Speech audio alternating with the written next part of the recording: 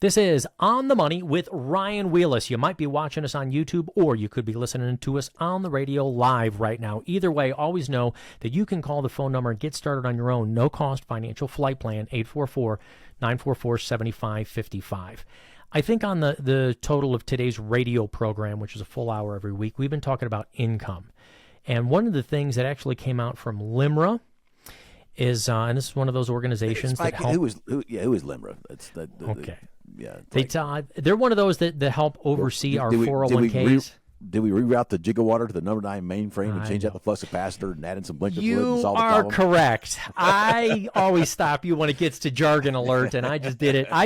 Inside our industry. You're right. Nobody knows who in the world LIMRA is.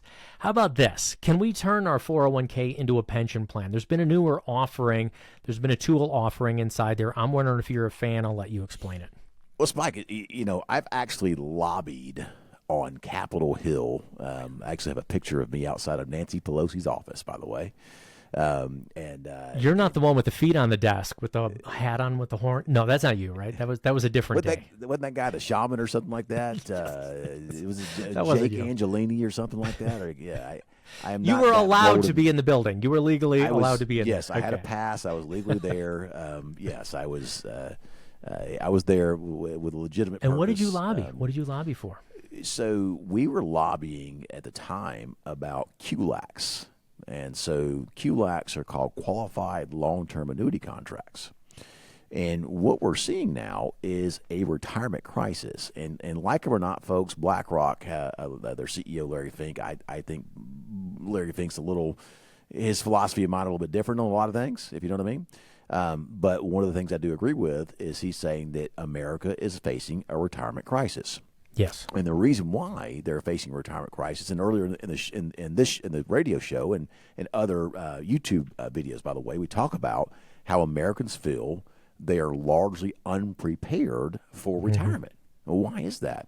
Well, Spike, there's no predictability in how much income I'm going to have. So if I save 15% of my check every month, right?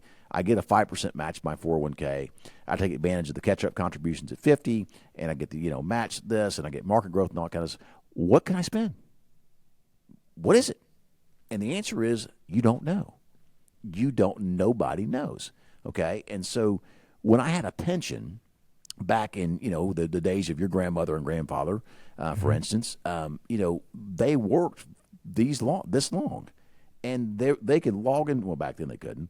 But, if they were back then, if it was today, they could log into a website and see exactly what their pension's going to pay. Mm-hmm. So they knew, hey, if I work, 2 more years, I get $8,000 a month. I'm making $7,500 a month now. I'm fine. I'm good. I've got predictability in my retirement plan. Okay. Now you don't. You have no idea what that 401k is going to produce. And Spike, I will tell you, folks on the radio, listen, I've done well. Okay, financially, I've saved, I've done without, and I've drank my Kool-Aid, if you will. Okay, and I still don't fully know what my portfolio will produce for me. It's scary. It's like so when do you stop? It's like I'll keep doing this as long as I can because I love what I do. I really don't work, by the way. I do this, and it's not work for me. Plus, I have a 4-year-old son and a 6-year-old daughter. I'm age 47. So there's a lot of reasons for me why I'll be doing this for a long time. But nonetheless. Well, you just kicked open the door, and I don't mind you saying. So you've got a whole team, though, of financial advisors. If you want to explain a little bit of that dynamic and what you're talking about here. Yeah, you're not just a radio personality and a great face on the videos and so forth. You are a financial advisor. You're the founder of the firm, but you got a team of folks who do things your way. Yes, Mike. During COVID, a good friend of mine who is a very one of the top guys in the Navy SEAL organization by a mile. He was there when they killed Bin Laden, by the way, just to give you an example of who this guy is. And I called him up and I said, hey, bud, if this COVID thing goes sideways and like we're talking about zombie apocalypse kind of thing, what's the one thing that you would want to have? And I was thinking, he's like, dude, MREs, guns, and ammo, right? Yeah. And I got all that, by the way. But and he's like, no, man, you want a team. I want a team. I was like, did he just tell me he wants a team? And yeah, that's this guy who's been in some really bad situations all over the world with some really bad guys and come out on top every single time. He's still here to talk about it, okay? That's what he said. And so it made me think a lot about my business, how we serve the community, how we are equipped to serve the community, about longevity of the company. And so I really set out to build a solid team of not only advisors internal to Allied Wealth who work here and serve our community and the clients that we serve, but also a team of people who are also specializing in our high net worth arena, business transfer, business taxation, high-level insurance situations to where you need buy-sell agreements, that sort of thing, how to deal with the sale of a business, looking at some private equity firms that we work with as well. So a lot of stuff that we do, estate planning in a big way, a real high-level way there as well. So I kind of built a team, and I took his advice, and it served us well. But more importantly, it served the people we serve extremely well.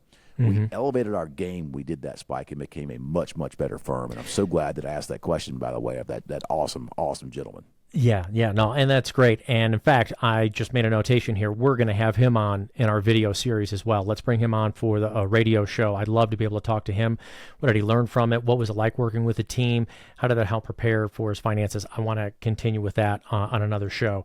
But we started out with talking about how do we create a pension out of our 401k, and this has actually been kind of opened up. There's many different aspects of our 401k that have changed. In 2008, they got away from a lot of individualized funds and started offering these target date funds because they saw how much. Do you know why that was done, by the way, Spike? Was it because of 2008 or? People, man, I remember back in the day when people would come in and I would say, hey, listen, bring your 401k options here, and I will help you devise a portfolio. Yeah. Spike, they used to be like 20 pages long. Okay, I mean, I was like, good night. This is going to take me a while to look at, kind of figure out all these funds, do all this research, and put together a good portfolio for you. And then what happened is the ability to almost, if you will, day trade your 401k, put people in a situation where they lost a lot of money. And the employers did not want the liability of you being underfunded for your retirement put on their shoulders.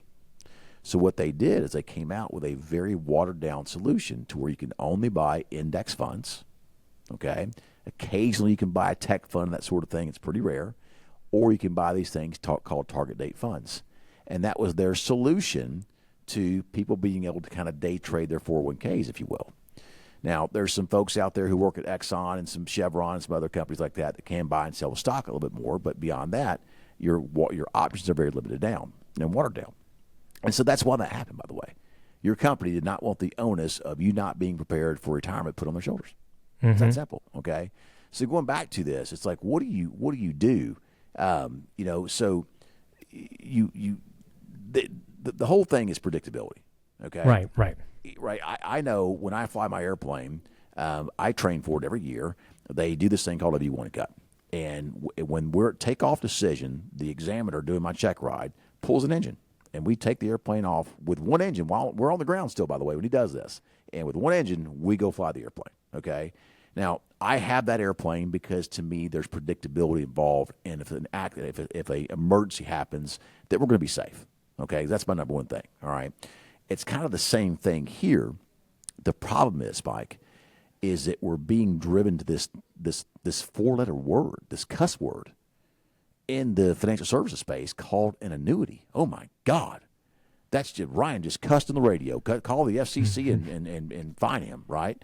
And a lot of times that's almost what people think about. But folks, listen, annuities inside of a 401k plan and an advisor helping you pick one, what it does is it provides predictability to what you will have income-wise, at least on a portion of your dollars to supplement your Social Security when you get to retirement.